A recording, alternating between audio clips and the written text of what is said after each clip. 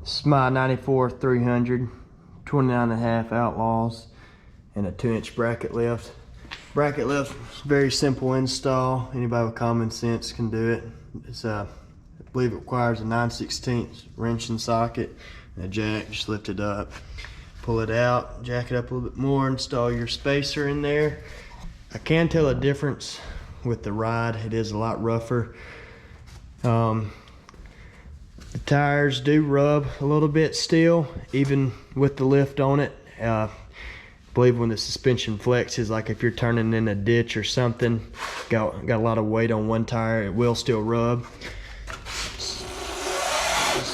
At full turn, it's pretty close in there. I don't know if you can really tell, but that's that.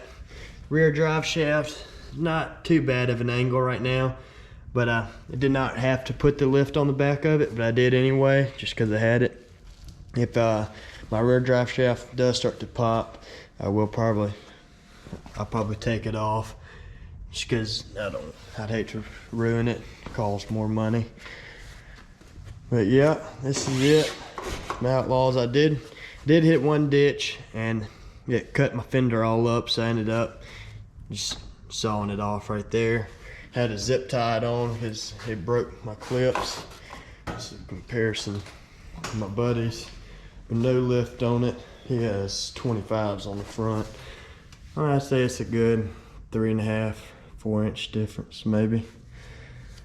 But yeah, this is her.